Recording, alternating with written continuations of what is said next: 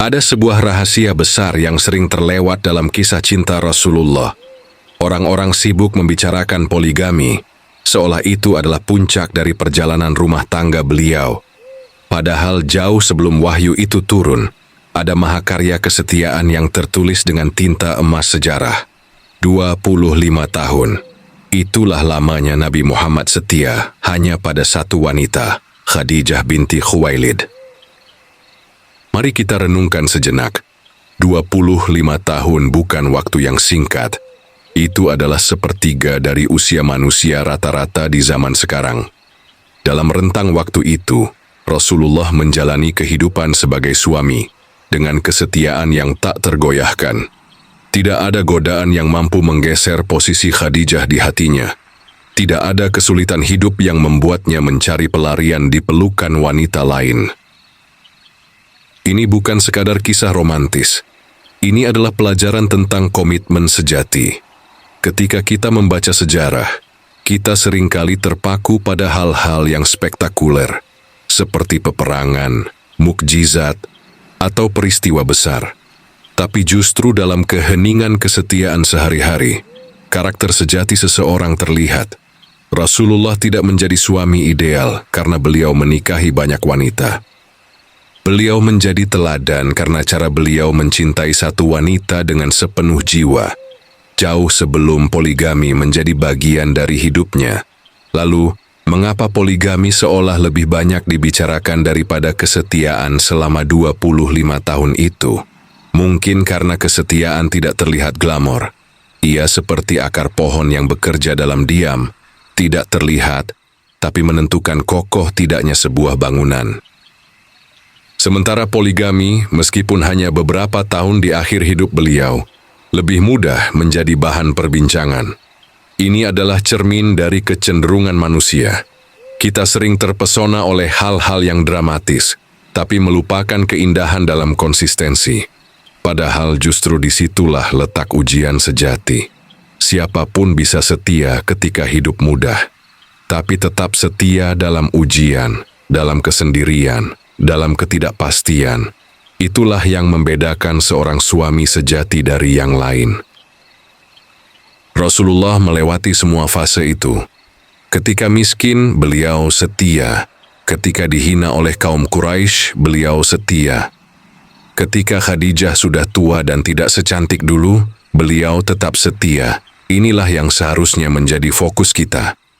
Bukan pada berapa banyak istri yang dimiliki, tapi pada bagaimana beliau menjaga komitmen pada satu wanita selama puluhan tahun. Jika kita ingin meneladani Nabi dalam pernikahan, mulailah dari sini. Dari kesetiaan yang tulus, dari komitmen yang tidak tergoyahkan, dari cinta yang tidak lekang oleh waktu. Barulah setelah itu jika ada wahyu yang memerintahkan lebih. Itu adalah babak berikutnya. Tapi dasar dari segalanya tetaplah kesetiaan. Kita hidup di zaman di mana kesetiaan dianggap kuno, di mana komitmen dianggap sebagai beban, di mana orang lebih tertarik pada cerita cinta yang penuh gejolak daripada kisah cinta yang tenang dan konsisten.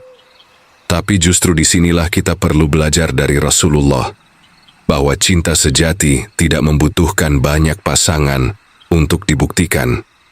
Cinta sejati justru terlihat dari bagaimana seseorang menjaga satu hati dalam waktu yang sangat lama. Jadi sebelum kita membahas poligami, mari kita pahami dulu makna kesetiaan. Karena tanpa itu, poligami hanyalah sebuah bentuk, bukan esensi. Dan Rasulullah telah mengajarkan bahwa esensi dari pernikahan adalah komitmen, pengorbanan, dan kesetiaan. Barulah setelah semua itu terpenuhi, jika ada tuntutan lain dari langit, itu adalah cerita yang berbeda. Inilah pelajaran pertama untuk para suami.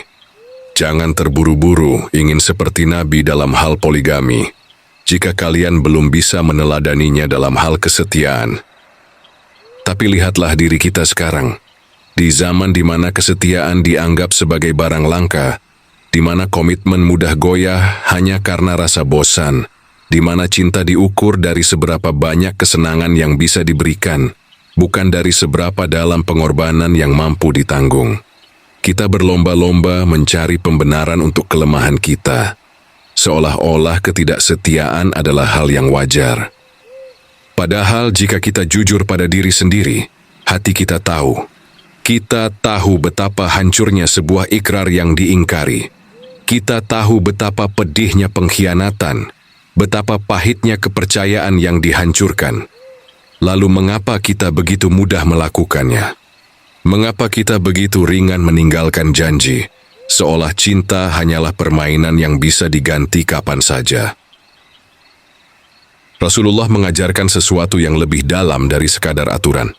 Beliau mengajarkan tentang kejernihan hati, bahwa kesetiaan bukanlah beban, melainkan bukti kemuliaan jiwa, bahwa mencintai dengan tulus adalah bentuk ibadah yang paling halus, yang hanya bisa dipahami oleh mereka yang pernah merasakan getirnya ujian dan manisnya keteguhan.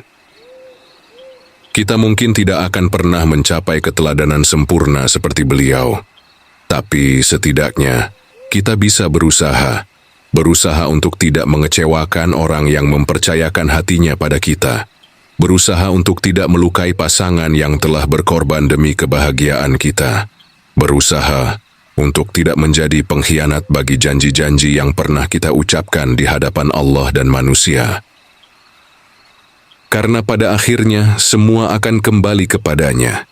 Setiap air mata yang kita sebabkan, setiap kepercayaan yang kita khianati, setiap cinta yang kita sia-siakan, semua akan dihadapkan pada pengadilan yang maha adil.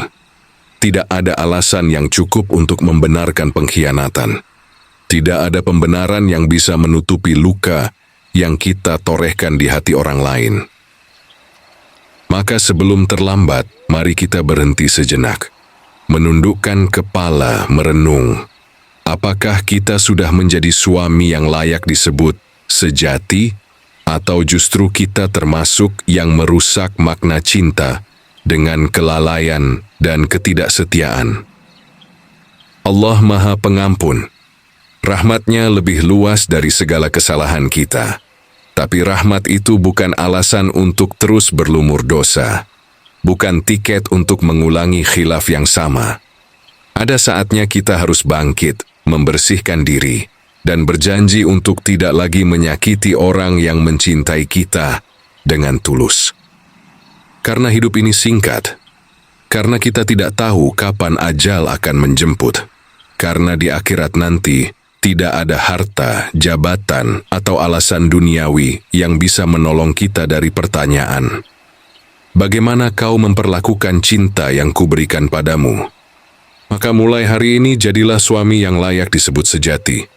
Bukan karena sempurna, tapi karena terus berusaha memperbaiki diri. Bukan karena tak pernah salah, tapi karena berani meminta maaf dan memperbaiki kesalahan. Bukan karena selalu kuat, tapi karena mau belajar setia bahkan dalam kelemahan. Karena pada akhirnya hanya ada satu tempat kembali, hanya ada satu pengadilan yang menunggu, dan hanya ada satu pertanyaan yang harus kita jawab dengan lurus. Apakah aku sudah menjadi hamba yang bersyukur dan suami yang setia? Dan seperti itu, kita baru menyentuh permukaannya. Masih ada lebih banyak yang tersembunyi di balik kesadaran. Jika kau ingin terus menjelajah dunia yang tak terlihat ini, subscribe dan beritahu aku, rahasia apa lagi yang harus kita ungkap.